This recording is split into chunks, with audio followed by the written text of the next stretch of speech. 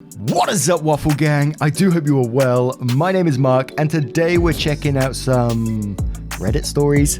Reddit stories from r/marknarrations. So these are all subscriber stories. Feel free to come get involved and post your own Reddit stories over there if you want to. And I always encourage you to post them on the relevant subreddits as well, as I'm sure they would love to see them. If you are new to the channel, we cover a whole bunch of different genres of Reddit stories, so please feel free to click that like, that subscribe, maybe that notification bell too, and let's jump straight in to it.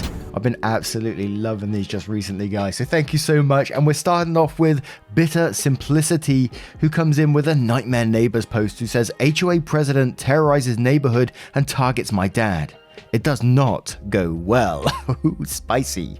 Hey there, Mark. A few apologies in advance. This is going to be long, and I didn't have all the details. As one, it happened nearly 15 years ago, and two, it happened to my dad, not me. And as he passed 2 years ago, I can't exactly ask for more details.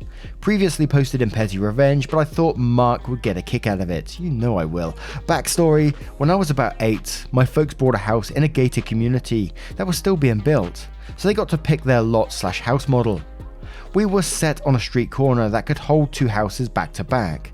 One would have a small but elevated backyard, and the other would have a very large but very low backyard. My dad picked the first one. Builders tried to talk him out of it, but he made it very clear he'd rather have the smaller yard that people could not just peer into. We didn't have much trouble in the beginning. Our neighbour across the street, a very nice old man, ran the HOA, and my dad gladly helped him and the neighbourhood with many things. He was an electrician/traffic engineer for the city, and thus very handy. Installed night lamps in the community park, wired up a separate guard shack for the side entrance, just nice little things to ease the budget and keep the neighbourhood safe and pleasant for everyone. Now I mentioned the house behind us. That is where our villain comes in. V for short, since I literally never learned his name. I'll be honest, I don't remember when he moved in, or if anyone really had any trouble with him before this weirdness. The timeline is a bit fuzzy, as my dad didn't like involving us kids in things we didn't need to worry about. But 2 things of note is that 1, this guy was basically just a crotchety old man who didn't talk to anyone but his living girlfriend. 2, they had a fat, cute, but very unfriendly wiener dog, and my family owned nothing but wiener dogs, so I loved him anyway. Fast forward to when I was about 14 or 15. My dad had renovated most of our backyard from a squat patch of dirt to an amazing pool, deck and lounge area.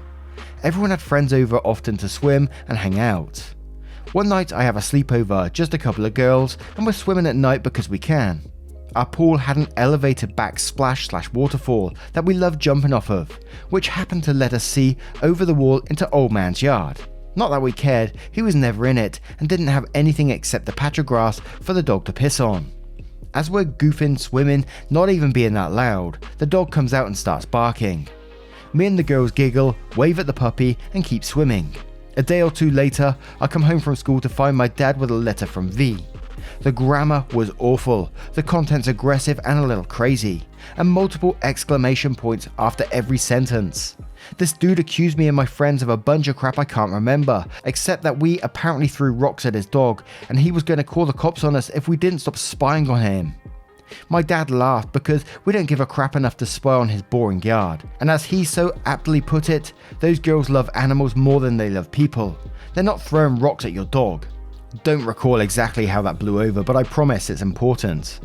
Fast forward a little more. The nice old man across the street sadly passes away. Someone new takes over the HOA, we don't know who, but things kinda go to crap and dad doesn't really care to help fix them anymore. However, people around the neighbourhood start receiving warning letters, a lot of them, and a newsletter begins to circulate with a lot of new, stupid rules, things such as no bikes, toys, skateboards left in driveways, no basketball hoops in front or attached to houses, nothing can be visible on the side of your house, even a car, although the frequent driveway wraps around the side of pretty much every house, and many more I can't remember. Basically, if you show any signs of having kids or just living in your house, you'll be fined. A retired woman was even fined for having her yard being, and I quote, too green.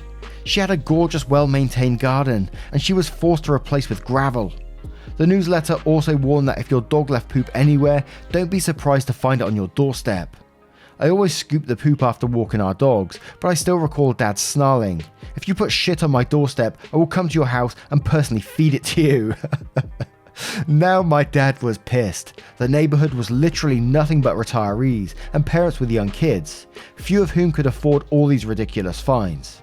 He also noticed that most of the letters and fines were given to people near our corner of the neighbourhood, and that they were all quite badly written, with an obscene amount of exclamation points. Yep, confirmed. V was our new HOA president, and he had nothing but free time and boundless hatred for everyone under the age of 60. This is already way too long, so I'll skip to the real meat. Just know V and Dad already hate each other at this point, because my dad had whipped his butt on a number of petty things. Dad decides to further upgrade the yard by putting in a gazebo. Him and my uncle are super handy, so they decide to knock it out themselves. It's a thing of beauty and we all love it. Except of course for V. He watched Dad and Uncle build this thing for weeks, even took pictures of them working, waiting for them to finish before calling the fire marshal to inspect it. Dad didn't need a permit to build it on his own property, so as long as it's within the proper guidelines, but sadly, this is where he goofed. It turns out the structure was about an inch too close to the wall. 1 inch. Legally, my dad had to tear it down. This douche waited for my dad to finish it before reporting, just so he'd have to tear apart his own handiwork. Dad was livid. V had finally won a battle, but fear not, because the war was far from over. Something to note about my dad. He was brilliant. He could build anything, learn any handy mechanical work in an afternoon, and out-argue anyone on the damn planet. He was kind, oh yes, but if you deserved a beating, be it verbal, physical, or metaphorical, he would dish it out with a grand style and zero mercy. He also looked like your stereotypical burly biker dude, so most adults feared him on sight alone. Basically, you're blessed to have him with you, and should run like hell if he's against you. Dad tore down the gazebo and began rebuilding to the proper standards. He also started digging into V. As a city employee, he had access to a number of records, blueprints, sales records, owners and titles of properties, etc. And what he found was juicy. Not many people went to a HOA meeting since neighbor passed, but my dad made sure to rally everyone that V pissed off, promising them I don't know what, but just to attend and air their grievances. Dad made sure to wait, opting to speak last. I imagine it didn't go super well for most folks, as they were all young parents and fragile retirees, and I'm sure you all know how slippery a sucky HOA can be. Finally, my dad steps up to the podium. I can't remember everything he said, but he tore this guy a new one. Why was he deliberately targeting his nearest neighbours? Why did all his rules specifically target families with children? Why was he taking pictures of his private property in the middle of summer, when his teenage daughter and her friends were often there swimming in their bathing suits? How does he know this wasn't an excuse to perv on his underage daughter? This guy is freaking out, spluttering, red-faced, trying to argue, but the angry energy is building in the room, and Dad is given no leeway. At last, he delivers the final blow, those sweet, savage words that sent the entire room into an outrage. And last of all, how is it that the president of the Homeowners Association is not a homeowner? Silence. God, I felt as if I was in the room right there. That's right, folks. V didn't own his house. His girlfriend did. Our neighborhood was terrorized by a tyrant who didn't even own his damn house. Dad walked out in the midst of an uproar, or so I like to picture. Long story short, V had to step down. His girlfriend became president for a short time, but apparently didn't enjoy having to vicariously maintain his tyranny against an already pissed neighborhood and quit after a month or two. In the end, the idiocy ceased. The HOA went to a sane, manageable level of suck, and the guy was sickeningly nice to my dad for the rest of the time he lived there. Dad, being the gracious man he was just polite in return, but still made sure to set off V's cheap car alarm every time he rode his motorcycle to work at 4 AM. Thanks for reading. Hope this wall of text was worth it. Rest in peace, Dad. You'll always be my hero. And a hero to many, it sounds like as well. What an absolute epic of a story, and I loved it. And randomly here, with a gazebo, isn't like a gazebo just like on legs with like a roof over the top? Isn't it possible to just like whip the legs off where they were cemented in and move it along? I don't know, I may be totally wrong there. I'm no DIY expert, as you can tell. Just trying my luck. But bitter simplicity, thank you so much for sharing that story, and I always love it. I love Nightmare Neighbors anyway, you guys know that, because I've got so many of my own stories, and I will be adding some of my own to this subreddit very soon, when I get a moment or two. But I love a bit of a revenge on a shitty HOA. And I can really see the love that you have for your dad in this story as well. It's absolutely amazing. Thank you so much for sharing, Bitter, and we'll move on to the next story. And our next story is from Arkrail. I may have got that in the wrong. I do apologize if I did. The most badass chick in class. And this is a revenge story. Names have been changed to protect the not so innocent. The year was 1992. The 5th grade teacher was out on maternity leave for a month, and the students had a long-term substitute teacher, Mr. Sampson.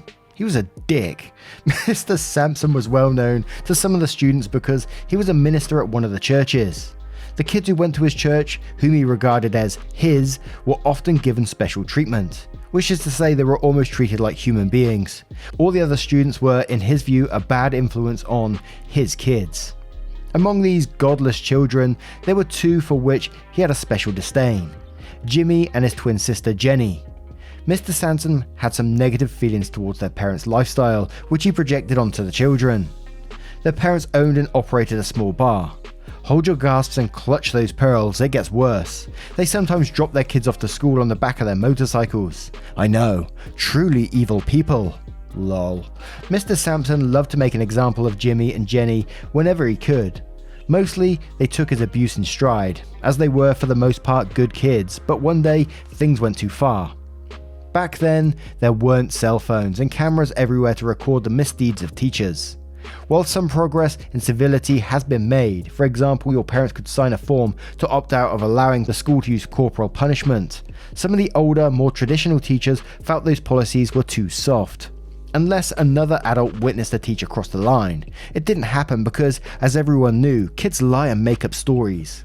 The teacher always received the benefit of the doubt, and schools would cover for them to avoid any liability, or try to handle things quietly behind the scenes. Teachers like Mr. Sampson enjoyed having very little accountability. Besides, who would take the word of a troubled child from a decadent family over those of an esteemed minister? He was untouchable, or so he thought. The bell rings as the students take their seats, and Mr. Sampson walks down the center aisle of desks to approach the chalkboard, his eyes scanning the room when he spots Jenny. She was wearing makeup, something upon which the class had repeatedly been lectured. Makeup was only for circus clowns and whores. He grabs Jenny by the wrist, jerking her up from her chair and pulling her to the front of the room. The subject of his tirades would always been to stand in front of the class. Now, as she's standing up in front of him, he sees what she's wearing. It's a faux leather shirt with a choker neckline and zipper running down the front. It's a short shirt, exposing her belly button, and the sleeves that extend to the wrist are transparent mesh. It's a very common look for the time, and aside from the exposed stomach, it was pretty conservative and much less revealing than the school-mandated gym uniforms.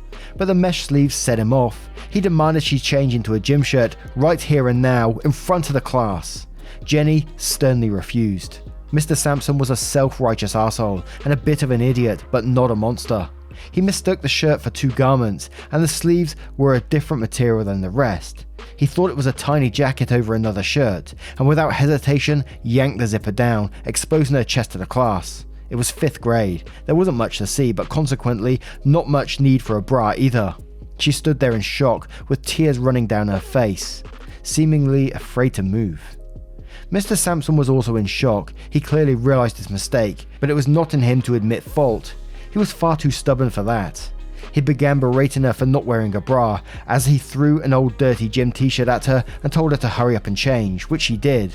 He told her to go back to her seat, where she sat quietly sobbing, with the rest of the room in absolute shock. Mr. Sampson returned to his desk and began writing an office referral slip explaining the situation, before returning several minutes later, and quietly but sternly handing it to Jenny and telling her to go to the office and call her parents so they can bring her some more appropriate clothes. Shortly after, her brother Jimmy was called out of class, and neither of them returned that day. The weekend passed and Monday rolled around. Jimmy and Jenny were both back in school now, but Mr. Sampson was nowhere to be seen. For 2 weeks, a series of other substitute teachers came and went as the school juggled schedules around, and for the most part, Mr. Sampson and the incident were largely forgotten. Then one day the students arrived to find the principal standing at the head of the classroom, next to Mr. Sampson in a wheelchair. His arm and leg were in a cast, with stitches on his lip and the mostly faded remnants of a black eye. The principal began her spiel about how glad the school is to have Mr. Sampson back, and how he may need some extra help for a while with things like holding the door for him or helping him carry things. Finally, one of the students, whose name has faded from memory, raised his hand. "What happened to you?" he asked. There was a pause, then Jenny, without even glancing up from a notebook, in the most dead-cold tone of voice, spoke for him. He had an accident. Her tone alleviated any need for elaboration. The principal, flustered, said quietly, yes, that's right," and made a hurried exit from the classroom, trying to avoid eye contact with any of the students. Perhaps it was just a car accident, or he fell off a ladder. We don't really know. But from his change in demeanour, it has always been assumed someone told her daddy. Jenny was quite popular after that, having ascended to the pantheon of school kids not to be fucked with. How did that person get to return to the classroom after that? Absolutely disgusting. Thank you so much for sharing that story, Arkrel. I'm sorry if I got it wrong, Arkrel. Thank you so much. It really means the world for me for you being involved. And our next story comes from Managerial Throwaway. Am I the arsehole for firing a person who is just trying to make a living? I, 30 male, a general manager at a big box retailer, think Walmart, Target, Best Buy, and have been for about a year, though I've worked here a total of 5. I've had this employee who has been great. I call her Sam, 19 female, hard worker, been with the store for 3 years, but recently she's joined some sort of MLM. Ring the bell, guys! Don't remember the exact one. Something like Terrad. I don't know, some essential oils company. Is it doTERRA? doTERRA? I don't know I never know how to pronounce it. Anyways, I've been getting complaints from customers and other employees, saying that she's been pushing her oils while helping and talking to them. I had a talk with her about it. She apologized and said she wouldn't do it again. That was about a month and 3 talks ago. The complaints haven't stopped, so I talked with the big boss, store manager. Last week, we let her go.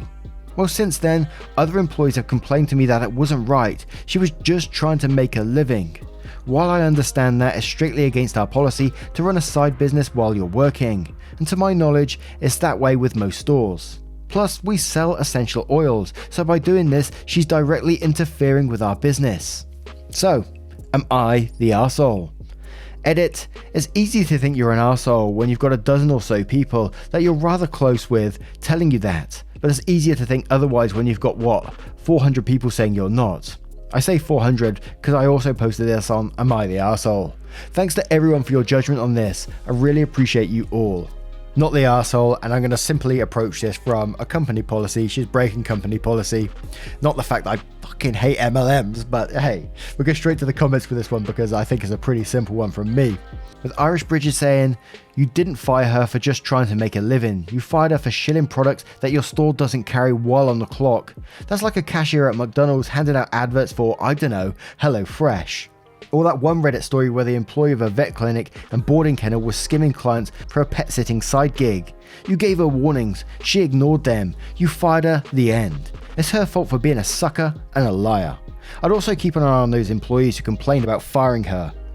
And Mick Songer says, not the arsehole, she was going under your nose and running a business in your business. Also, I believe the company you're thinking of is doTERRA, Mark. It's doTERRA. Get out my brain, Mick. One of the most predatory companies, second only to Young Living. You don't want to associate them. You don't want to associate with them. So glad you got that shit out of your store. How'd you always know, Mick? How'd you know? Death Rep 2 says it's pretty simple. She works for X company. As long as she's on company time, she can't work for Y company unless given permission by a manager. And there's some other comments that all continue down this road. But what do you guys think of this one? Let me know your thoughts in the comments below and we'll move on to the next story. And our next story comes from Celtic Fairy Queen, and it's an Am I the Arsehole post called Am I the Arsehole for not going to see my dying mum? Mobile, etc. I know how bad this sounds. Background, youngest of 3 girls, all well into adulthood, virgin on old. My middle sister, the Viking, enacted her POA in 2012 due to parents' medical issues and dementia in both. Dad had been showing signs but had plateaued, whilst Mum, when she went down fast. It's just awful. I've nursed and worked respite care in the community, but when it's your own, no words. Dad passed October 2015. Mum, I last saw her in early 2017. I then had both hips and knees replaced, and although some pain reduction, I still have mobility issues. Plus, throw in clinical depression. Dad forgot to chlorinate his gene pool before breeding. A major anxiety disorder. I don't use acronyms. With attendant agoraphobia. Things aren't great. At the moment, I often can't leave my bedroom, much less my flat, and the Viking moved my parents up the country town she lives in, where they never wanted to live. They brought their retirement home in '84, but that's why you should never have one person as POA. The last time I saw my mum, we ate and talked, but she didn't really know me. I walked her down to the lounge, it's a very nice place, and said my goodbyes. And I swear, for one moment she was lucid, she was there. We kissed and hugged, and I walked out bawling. Now the Viking has emailed me. Yeah, the only way we contact each other, saying it's close and offered to pay for an Uber etc. for me to visit. Not having my own car, too old to make the trip, 55 minutes both ways, means not having total control over my ability to leave a bad situation. My GP and psych agree that at the moment a visit will be detrimental to my physical and mental health. Plus, I don't want to replace my last memory of Mum with her non-responsive and bedridden. I know my sister has spun this to her benefit with my other sister. Maybe another time, character limit, and extended family, as I haven't been able to continue relationships due to my mental issues. I'm just not sure. Am I the arsehole? OP follows up with a comment saying, "Thank you. My mum used to say, money doesn't buy you happiness, but it allows you to be comfortable in misery. With being the only person fighting for my mental health, this was an anathema to me. Yes, they had wealth, but mainly in stocks and shares, and I think blue chip. She's taken so much in yet, and okay, we aren't in contact with each other. I grew up with her. I know the importance of being the only child that matters. She did up, then sold my parents' dream home for well under the value. A real estate agent dropped it one day, and I so wish I kept the paper on his valuation, but you don't expect that. And just took so much stuff. Mum and I had shared a love of kitchen gadgets. That's why the Viking. She raped my parents of their autonomy and pillaged their house." Now I'm going to cover the part where AP was really talking about not wanting to see their dying mum. There's a lot to unpack with the Viking as well by the sounds of it. But it's one of the ones where I try to put myself in the person's shoes. Like when my mum and dad passed away, and you know, I was always worried about being there at the last moment and things like that. Not that I was worried about watching someone die, you know, I've seen it a couple of times already, but just being for them in that moment. But if I was in that situation, I wouldn't blame anyone for not being there for me in those last moments. I mean, I'd most likely be out of it like it sounds like Mum is in this situation. So the only person you'd be doing it for is for yourself and maybe family around.